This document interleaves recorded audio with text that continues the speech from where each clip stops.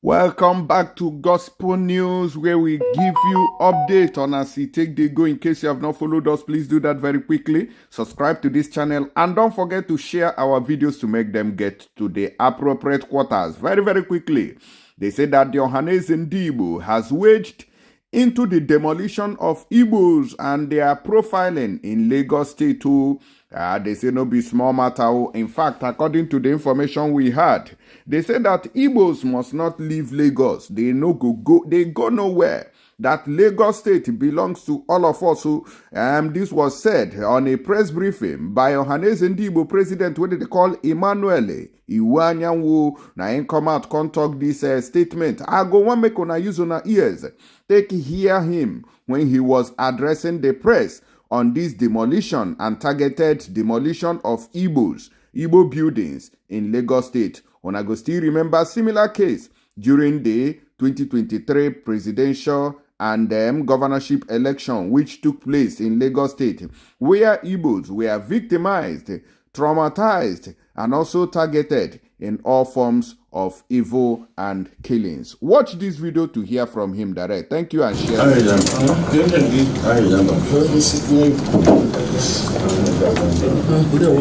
Sit down, please, sit down. Jagamba Ndigbo. I'm President General for Ohanaeze Ndigbo. Welcome. I speak to you this morning as the President General of Ohanaeze Ndigbo worldwide. I speak to you as the leader of Igbo people in Nigeria. We believe in this country.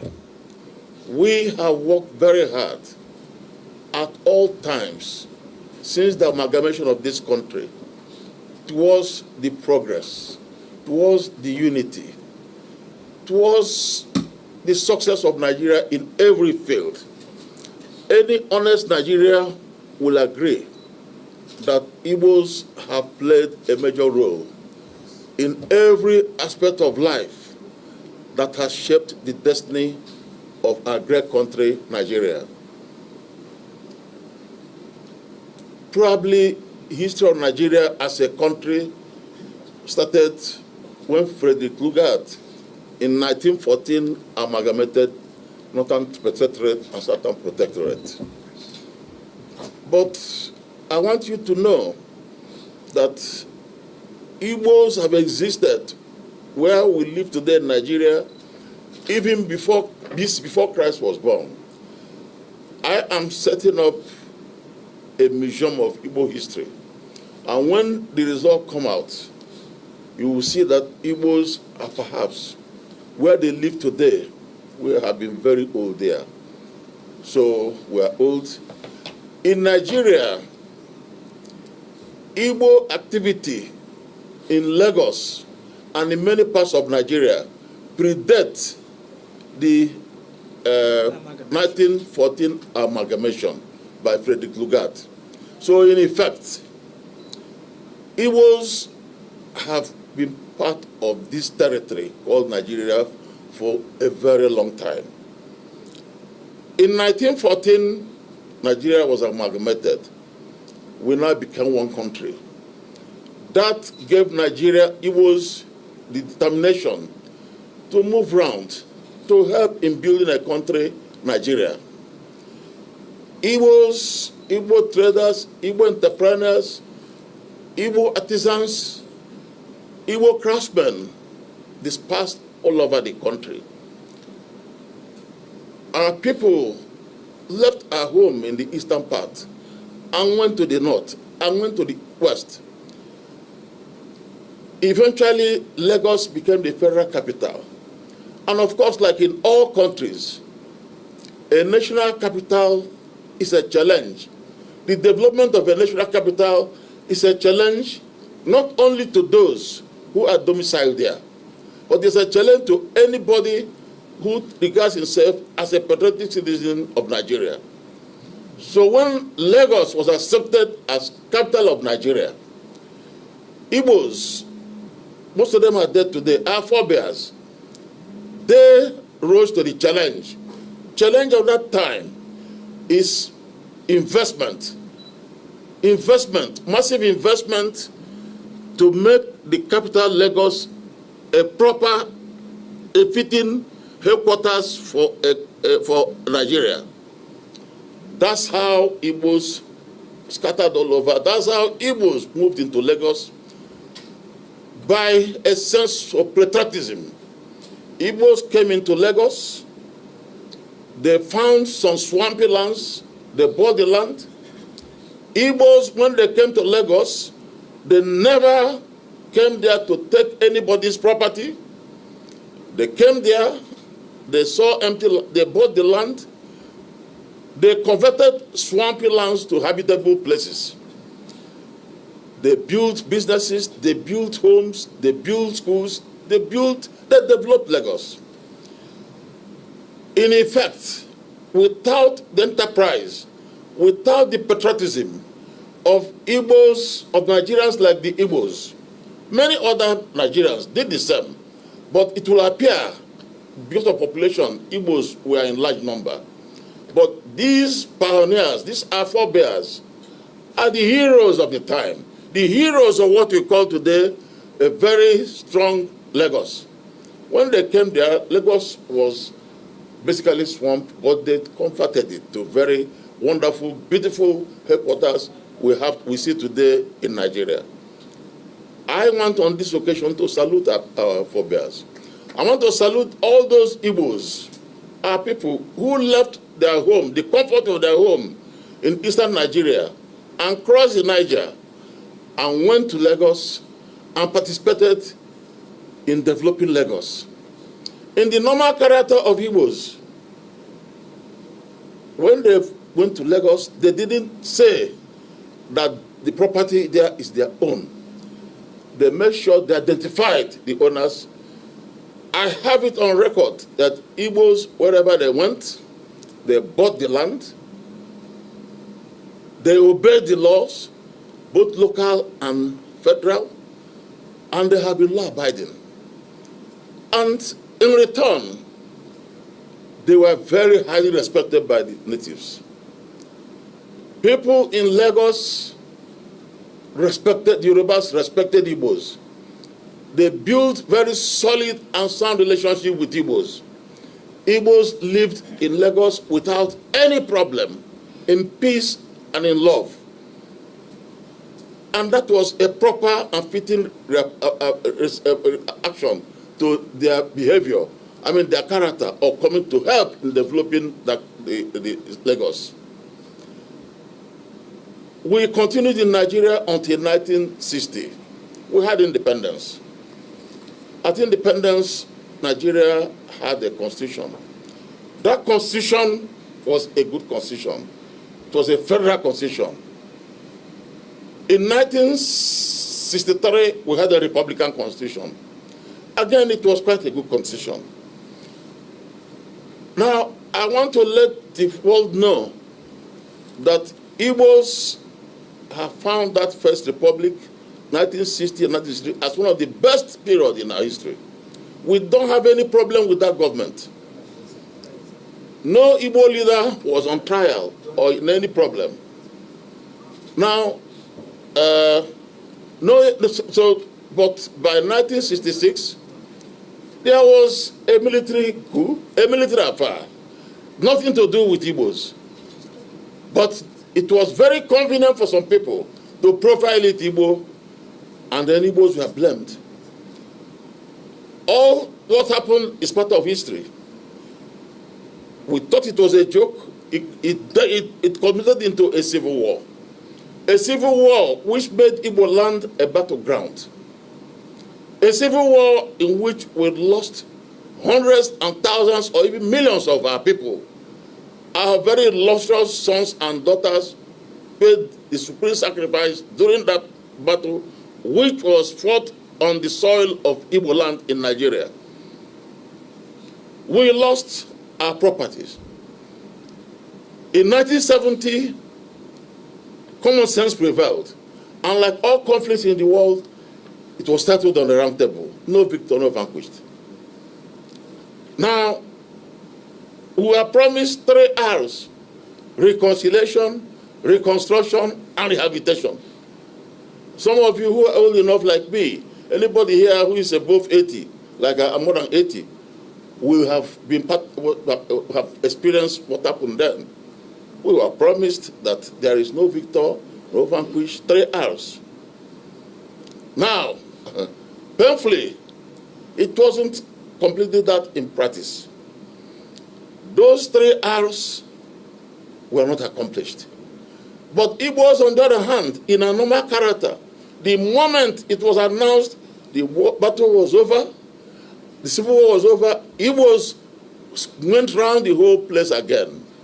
Igbos moved to the north, moved to the west, moved to the east, and invested massively. And for avoidance of doubt, every economy required 2 investments: foreign investment and internal investment. Let me tell you, all over the world, the internal investment is more important than the foreign investment. When a foreigner invests in a country, he wants to repatriate it to his country, yes, and he's losing. But when a Nigerian invests, he doesn't repatriate anything. Yes. Now, I'm saying this because Igbos have been taken for granted. Igbos in 1970, after the war, moved up again and invested massively in the north, invested massively in the west, invested massively in the east. There is hardly any local government today in Nigeria you don't see investment and economic activity, social activity, educational activity of Igbos. That is nowhere. To me and to many Igbos who are patriotic Nigerians, it's a happy development. Because what it means is that they have now invested. The Igbos have invested in this place. They have contributed to the internally generated revenue in those places. Igbos, unlike some people, when they come to a place, they make money, they carry to their home. Igbos are not like that. And as the leader of Igbos, I'm making Nigerians to know what we are. When we come to a place and make money in the place, we invest the money there. Yes. And when we do it, they say we are dominated. When we make money, we invest it there. We have a choice. If Igbos have been the group that get money and run away with it, of course, Igbo land could have been a different place. Yes. But we felt that, you see, we are one Nigeria. Why, if it's one Nigeria, why shouldn't I develop Lagos? Why shouldn't I develop any other place? So Igbos have, I'm saying it, been one of the biggest investors in Nigeria in local investment. Yes. Everywhere you go, you have them. That is overlooked. It's local investment. And that is what has developed Lagos to what it is today. Because anybody who saw Lagos when in the 60s or in the 50s and see Lagos today will know. When people say that Igbos have taken over Lagos, Igbos have done this, or it's not. Igbos have not carried Lagos away to Igbo land. The person who has taken over Lagos is that person who has made money in Lagos and taken it out. That foreigner, a foreigner from Europe or elsewhere, who has come to make money and sent it back to his home. But an Igbo man makes money in Lagos or anywhere in Nigeria, he invests that money there, he builds school there, he builds business there, he builds house there, and then he lives there happily with his people. I don't see why this could be an offense. So now we fought the war. These 3 R's, what did we get? Our property, Igbo properties, were seized in River State, in Port Harcourt, River State. It was called abandoned property. That is, we all agreed on 3 R's. Reconciliation, that is the reconciliation we got. Most of our people died. These are people who spent money. Most of them made Port Harcourt as a creek. They bought land from people, they developed the Port Harcourt land. Now they got up at old age to see they have lost everything they got. Most of them, nobody came to their rescue. They lost their property. When that thing started, it was like a joke. Now, why is it? It was very painful to Igbos because Igbos played a major role in making the Ikweres have the ownership of Port Harcourt. There was a time when there was dispute about who owns Port Harcourt, Ikweres and the other people, the rest. Igbos regarded the Ikweres as their kith and kin.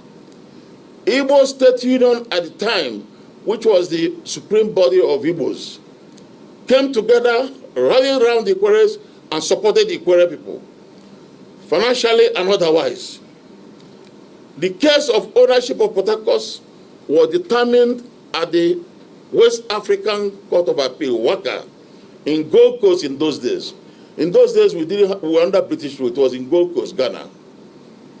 I was a young boy, a small boy in Port Harcourt, on the day the judgment was passed. I still, as I stay here, remember with nostalgia what happened that day. People, Igbos were rejoicing, Igbos were jubilating, because Igbos regarded Ikweres as their kith and kin. And then Igbos were happy that Port Harcourt had been declared to be owned by Ikwere people. For Igbos, during their own lifetime, to see that their own property they bought with their money seized, it was very painful. Most of them died. But we endured it. Igbos again moved back and struggled. Started from the scratch again to build up.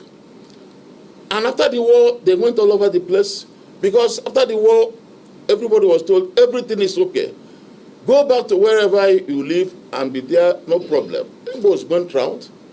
And wherever they went, due to the industry, due to hard work, due to their belief in this country, they prospered. They invested their prosperity in developing those places, in developing the education, in developing the social structures, in developing everything, in paying taxes. I don't see how this can be an offense to any group. It's a very serious matter.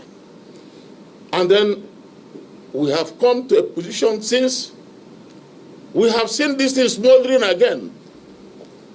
I will distribute to you people here, before I go, I've told them to make photocopy. A letter written, which I think is a very serious letter. This letter, I'm sure some of you must have read it through the social media. That letter describes Igbos with unacceptable adjectives. He calls Igbos drug peddlers. He called Igbos kidnappers. He called Igbos assassins. He told us that we stole money. We come to Lagos. We use stolen money to buy over Lagos. He says that Igbos now own half of Lagos.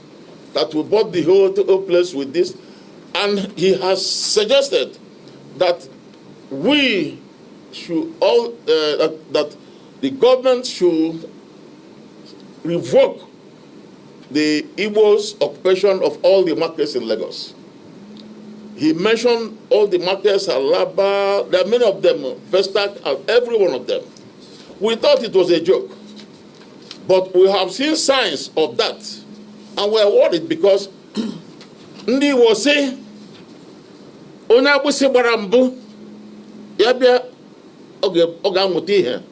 have suffered this before.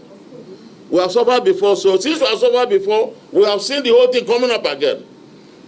We don't see what offense we have committed by going to develop market, invest in market, develop trade, and make Lagos a bustling commercial place.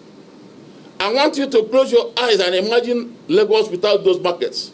Supposing Igbos all leave that place the next day, nobody can rebuild all that within a short time. So the truth about it is, I have come to address this conference in order to draw the attention of all Nigerians to the fact that we Igbos were not fools. We know we're acting because we are patriotic Nigerians. We are acting because we were assured that we are safe to make investment to live anywhere in our country, Nigeria.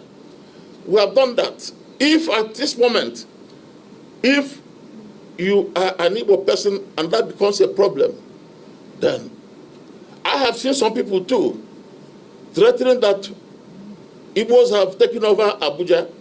I have got such a statements as a leader of Igbos. I want to tell all those people that Igbos have come to Abuja to invest like every other person. If any Igbo man have taken anybody's property in Abuja without payment, take him to court. The law, the court is there to protect people. If any Igbo man, but if Igbo man has come to Abuja, have gone to Lagos, have gone to anywhere in the country, and use his hard-earned money to buy a property, to develop it, and is living there, and then anybody, because you don't like the face of Igbos, think you can come now and then take it away or manipulate to make sure you make laws to make them lose it, I think before God and man, it is not good. That is why I'm appealing to Nigerians in 36 states of Abuja that Igbos have seen the same thing coming up again. We were accused of carrying out a coup we didn't cause. That caused a war. We claimed the life of most of our people. And we are still there today. Now they are starting up another one again, telling Igbos that we should leave Lagos, we should leave Abuja, all sorts of things. Everything they say we should leave. I want the government to take it very serious. We talk of one Nigeria, we believe in one Nigeria. People talk about Igbos trying to say, how can it, if you come, you know, we have invested more than other people in Nigeria. How can we talk of, we know that if Nigeria is a corporate body, we are great shareholders. So anybody who suggests that an Igbo man, because he believes he has invested money, he has taken, should leave the country, I think is treason. That person is an enemy of Nigeria. I think really that is an enemy of Nigeria. So I have made this statement because we have passed through that before, and we have seen the ember coming up again. We don't want it. We don't want it to burst into a flame, because we have suffered a lot. We don't want Igbo land to be a theater of war again. We have passed through it again before. We are worried. I want to also make it very clear, because now I want to make it very clear that I have, in Lagos, for example, well, we have got people talking about the market. Some of those are writing against our people. And people say, oh, they're going to remove Igbos, they're going to sack them. And what offense did they commit? They invested their money, they developed the place. And everybody who invests would like to reap the benefit of his effort. I don't think it's an offense, so nobody should commit. I also hear now, recently, that some areas where Igbos live, homes are being demolished. Well, frankly speaking, I have not got the facts. I don't want to talk about things I haven't got past. But what I know is that I have been to Alaba Market, I have visited there. I am convinced and satisfied that there are some people who are fighting to make sure they dispossess Igbo traders of their stores and markets and places. So I'm sure. But question of homes, people are saying the homes have been demolished. I have not got the facts. But the information I have from the government is that some of the houses are built on roads. Some are built on drainage lines. I'm telling my brothers, the Igbos, we have been told many years ago by our forebears, our parents have told us, say Ganamba, I'm right now Shibia. I get me Iwundian, I get against here Iwundian. Man, we have to obey and respect the laws of the land. Wherever we are, if you want to build a house, you have to buy the land properly. You have to register the land properly. You have to apply for approval in a government. Now, once you have got all those done, approved, fine. Be rest assured that nobody Ohaneze will defend you. But if you go and you don't obey the rule of the land, you go and build on drainage line, you go and build on roads, you don't get approval, it's going to be difficult for us to support you in any way. I want to assure others of you who say their homes have been demolished. I've been watching with pens, some children crying. I have seen a pathetic site where children came back from school, their home is being demolished, they were crying, they were shedding tears. I was moved as a human being, as a father. I know what is. I come back and see my children crying because they are now, a few hours before they had a home, now they are homeless. It's a very painful thing. But then, we have to obey the laws of the place. And I'm promising them that I'm investigating the matter. Any of our people who actually had a proper approval by the agency and whose home is being destroyed, Ohaneze will stand by them to make sure that reparation is paid to them. We are going to stand by them. When I saw, it means the whole Igbos everywhere because the case now is becoming a serious matter. We are going to stand by them to make sure that they are giving reparation. But if on the other hand, out of impurity, you build without approval, you build on drainage line, you build without approval, then you have to know it's difficult. So I want to let you know about that. Now, we have the same problem in other places like Abuja. So I'm appealing to people in Abuja in the same way. Please, it will see. Onye ndị iro gbara gburugburu na-eche ndị nche mgbe niile. Ọ bụ ihe mere eme. Onye ọbụla mara na ndị iro gbara gburugburu. Onye ọbụla ga-eche ndị ya nche mgbe niile. Ekwuchana m ka ahụ. Ka ọzọ, o nwere ndị na-ekwu na ndị Igbo na Lagos na onwe ndị na-ekwu ndị Igbo na-ekwu na akpụlata ha ha were maka m ga-amara eme ka alọta dịka onye isi ndị Igbo. Ana m agwa ndị Igbo bi Lagos oge bunu na-aga. Ana m agwa ndị Igbo nọ na Abuja, you're not going anywhere. Unu nọ na Nigeria, this is your home. Please, taa ka nna gwa unu dịka onye isi na nwa ebunu na-aga. Unu azọla ala rụọ ụlọ na Lagos ebe ahụ unu bi. Anyị niile bụ ndị Nigeria. Atụpụkwala onye ọbụla ọnụ si gị pụọ. But ihe anyị na-eme ugbu a, Ohaneze na-arụ international market. Anyị na ndị state governments. We say anyị na-arụ international market. Because anyị rụọ ya, anyị ga-enwe ka ha nwee ike nwee store ebe ụlọ.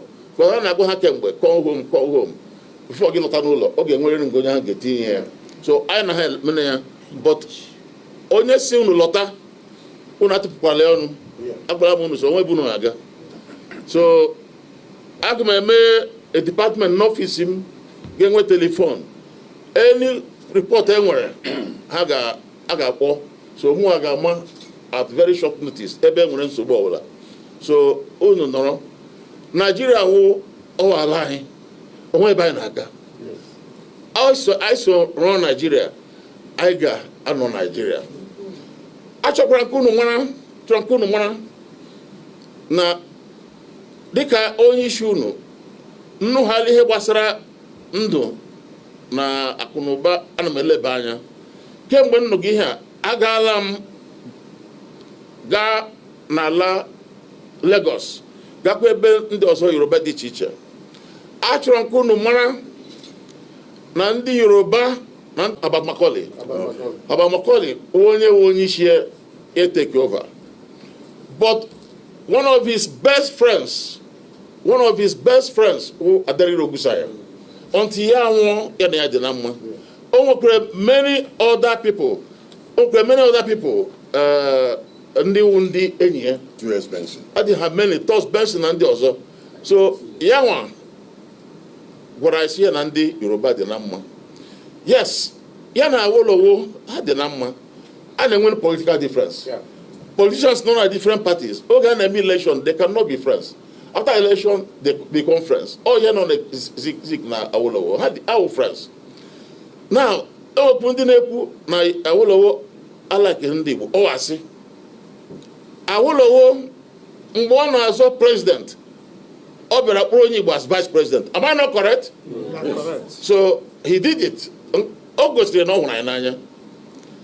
Now, even more when nonga, oge na-azọ president.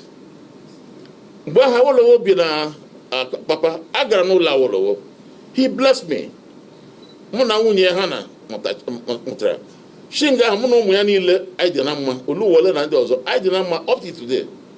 So Awolowo like ndị Igbo n'anya, ndị ahụ ndị isi ndị Yoruba.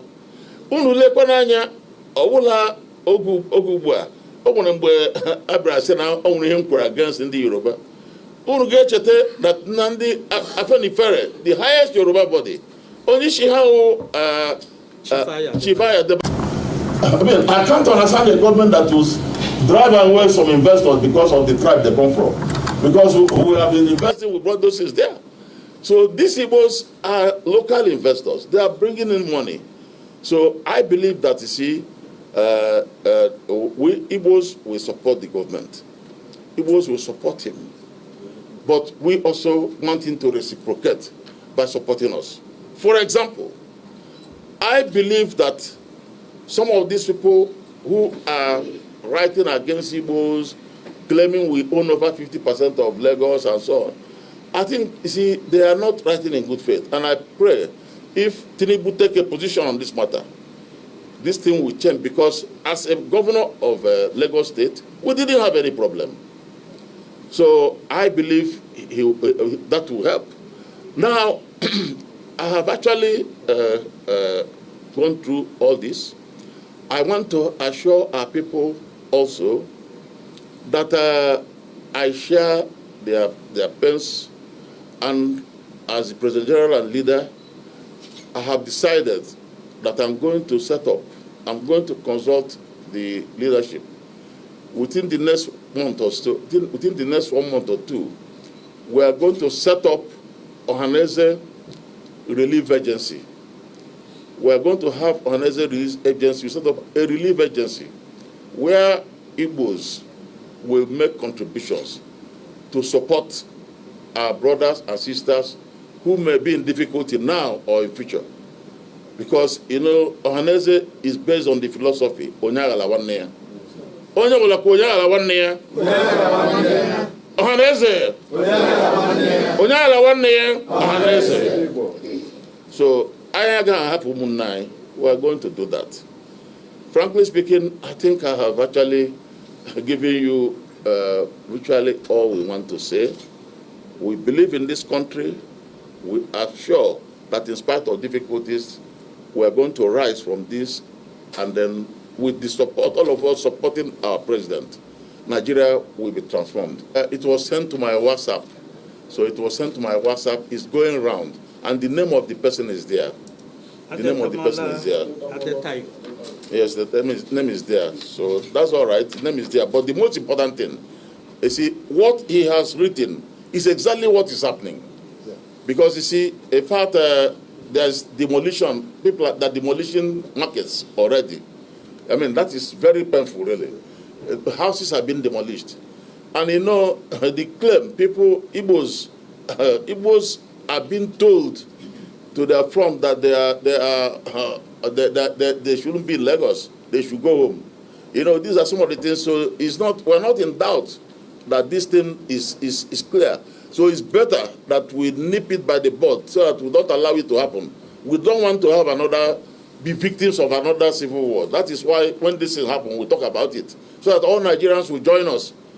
Wherever it comes from, Nigerians should not join us to tell them Igbos are not kidnappers, Igbos are not druggists. I have in my office record of cases of drug peddling, cases of kidnapping, cases of fraud in Nigeria. Igbos are the least. In case of fraud, I have seen many tribes stealing billions of naira. I have not seen any woman accused of stealing even billion. Some of them steal 50 million, 20 million. I've seen an individual stealing billions. So when I record all this, you see, in terms of the ritual, Igbos are not there. But they give it as if Igbos are the drug. In Igbos, yes, we have some Igbo youths who are involved in drug. But there is no tribe in Nigeria that haven't got their people involved in drug. If you read through, you will see. And it's difficult to say. Igbos are not even the largest in number from my own record. So I think all we are doing is we have suffered a lot. We don't want this thing again to explode. Thank you. Briefing will be a forerunner to a better Nigeria. Because, you see, if this is presented properly to Nigerians and if they listen to it, I'm sure Nigeria will become a better place. Yeah. And all of us will be happy to see this country a better place. A country where people's efforts will be appreciated, where somebody has made investment, local investment, to develop his country. Rather than seeing it in that way, they say because he's an Igbo man, he's taking over the property.